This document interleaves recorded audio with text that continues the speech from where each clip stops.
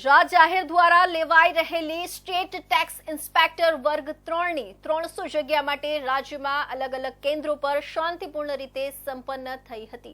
પરીક્ષા પૂર્ણ થયા બાદ ઉમેદવારે કહ્યું હતું કે જેને તૈયારી કરી હતી તેને તકલીફ ન પડે તેવું પેપર હતું।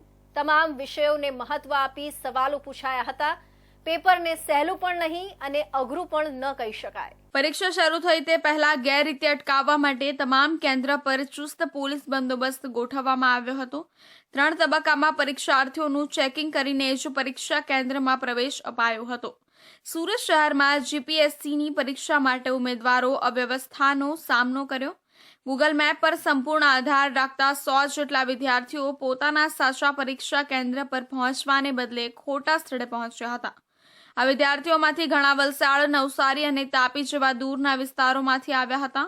જોકે રાંદેર પોલીસના સમયસરના હસ્તક્ષેપ અને મંદિરથી પરીક્ષા સમય પહેલા જ તમામ વિદ્યાર્થીઓને તેમના નિર્ધારિત કેન્દ્ર પર પહોંચાડી દેવાયા।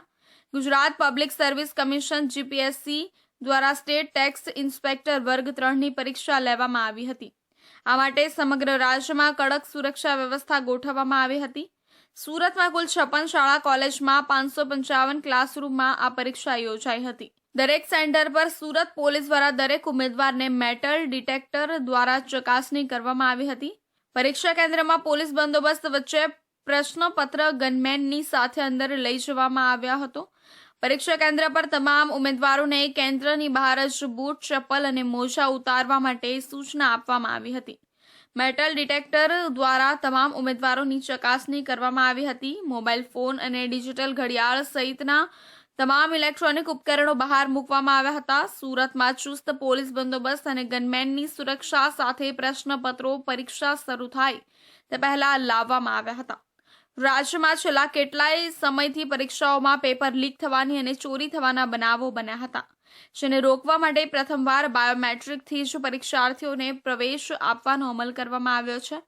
પરીક્ષા કેન્દ્રો પર ઉમેદવારોની સંપૂર્ણ ચકાસણી કર્યા બાદ જ પ્રવેશ આપવામાં આવ્યો હતો। આ પરીક્ષા કેન્દ્રોની શાળાઓના પરીક્ષા ખંડની અંદર કોઈ પણ વ્યક્તિએ cellular phone, handset, walkie talkie, cordless phone, mobile phone, wireless સાહિત્ય વગેરે લઈ જવા ઉપર કે ઇલેક્ટ્રોનિક ઉપકરણો લઈ જવા ઉપર પ્રતિબંધ ફરમાવ્યો છે।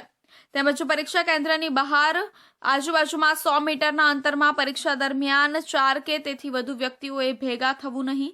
પરીક્ષા કેન્દ્રની બહાર 100 મીટરના અંતરમાં ઝેરોક્સ મશીન ચાલુ રાખી શકશે નહીં કે લાઉડ સ્પીકર વગાડી શકાશે નહીં। આ ઉપરાંત પરીક્ષાના દિવસે વીજ પુરવઠો ખોરવાય નહીં તે માટે ખોદકામ કરવું નહીં એવું અધિક જિલ્લા મેજિસ્ટ્રેટના જાહેરનામામાં જણાવાયું છે।